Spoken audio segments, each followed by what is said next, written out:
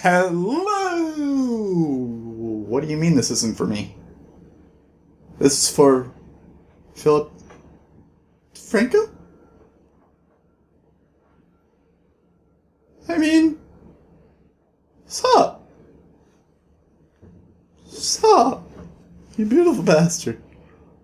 Hi Philip and everyone else at the Defranco Book Club. I'm Elliot the Purple Ardovus. I thought I would join your book club and read Sleeping Beauties by Stephen King and Owen King. If you're looking for a spoiler-free review, I will be posting that later. And I'm sorry that I never actually got to do a series on this one, but I was just very, very stressed lately. Also, if you're looking for a glowing review, someone who is going to say, "This book was amazing and I recommend it to all of my friends," you can stop now. I'm saving you the 5 minutes. Just click away. Because that is not what you're going to get with me. Especially not with this book. I'm sorry. I do usually like to start off by giving a short synopsis. Very short synopsis. Basically, you have the women of the world contracting a virus, and that virus causing them to sleep. And if they are woken or taken out of the cocoon that they are in, they become bloodthirsty killers and then go back to sleep. There. Synopsis over. Now let's dive into my thoughts. And since there are so few, I will start with the good, which is awkward because the very first good that I have is that this has a satisfying ending, which is rare for a Stephen King book. Stephen King is kind of known for letting his readers down with his endings. Dark Tower!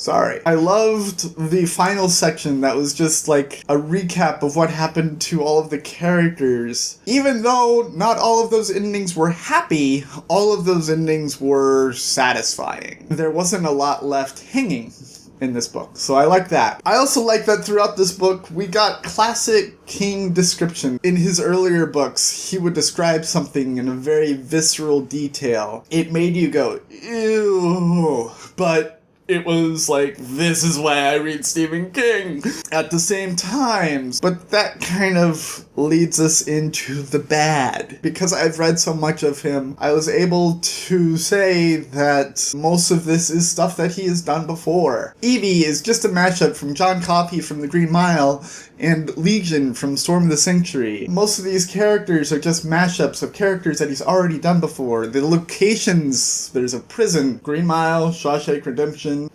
a lot of his earlier books had prisons. There's a small town, basically every book that he's ever written. There's a mystical land, the Dark Tower, dream catchers. There's just so much about this book where I was just like, this is basically exactly what he did with his other works. And I was like, ugh. It's all kind of been done before. And Stephen King has written so much that I can't really blame him for that, but at the same time, I just kind of want more. And then there's also the sexual assault scene. He's got one in almost every book, and they're always usually early. Like he's trying to weed out the weak by putting a very graphic, visceral sexual assault scene in it. At least this one wasn't as bad as ones that I've read before, but still this one was just kind of like, I need a break. I feel gross. Also, on the account of unoriginality, allow me to put on my tinfoil hat for you and go a little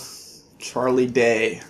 Okay? Here we have Sleeping Beauties by Stephen King and his son Owen King, at least published in 2017. You have women who are infected by an illness that causes them to become bloodthirsty killers.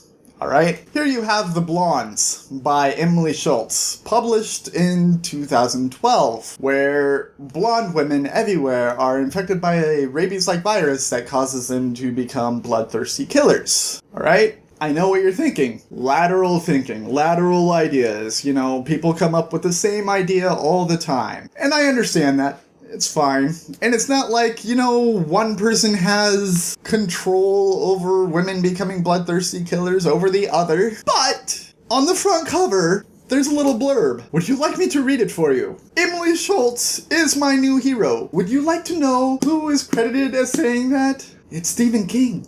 The idea of him saying, that was fantastic, I should do something like that, isn't really beyond the scope of my imagination. Especially with the time gap.